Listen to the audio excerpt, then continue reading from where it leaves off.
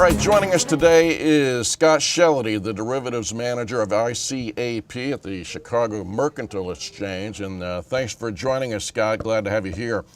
I want to run a couple of things by you since the U.S. Treasury Secretary Tim Geithner came out talking about the situation there in Europe.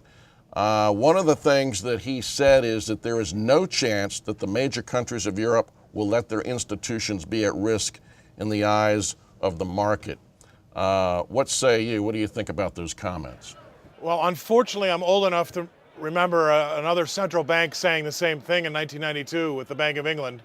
And I think they took a licking from George Soros. So I think that the markets take that sometimes as a little bit of a challenge. And I think that that's a dangerous thing to say. However, there's also some more generalities or vagaries in there because he's saying the major countries. Well, what are the major countries of Europe? I mean, that's another debatable point too. So the general consensus is this. What we see today in Europe will not be the same Europe in 12 months' time. We've already kind of written off Greece, but what happens after that is, I think that's what we're all worried about now, and how does that affect the U.S. economy? So as I understand it, it appears, correct me if I'm wrong, by mid-October or thereabouts, Greece runs out of cash. Well, I think already Greece has run out of cash and they're just spending borrowed money from other countries. So it's the wayward brother at college that just won't get a job and can't stop staying out all night. How much money does mom and dad send him?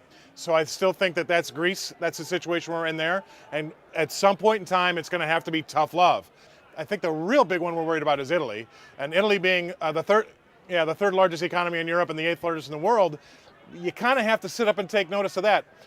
And I'm not going to be Chicken Little here and tell everybody the sky is falling, but that is a Lehman-type situation, or actually bigger if we have a situation with Italy like we do with Greece. So let's take Greece out of the picture. They're going to be gone. Now is the next Greece, Italy, and if that's the case, that is going to have a severe knock-on effect to the U.S. economy. It just can't. Now, we keep hearing from one side that the United States, the banks aren't terribly exposed to the European financial system, that they've been able to make some adjustments.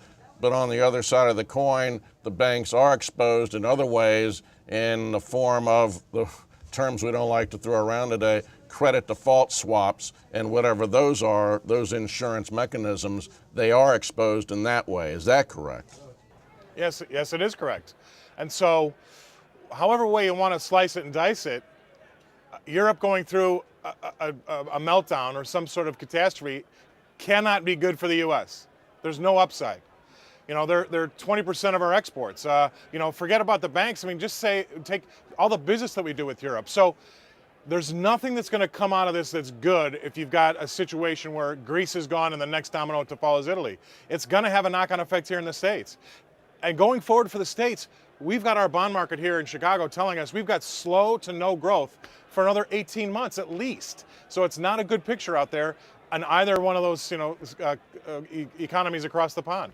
China has stepped up to the plate and said that they may offer some help with the European countries. Is that a good thing? And can that be something that the European Union may have to rely on, or that Greece or Italy may? How would that affect the markets then if China's talking about coming in and helping out? Yeah, they got the cash.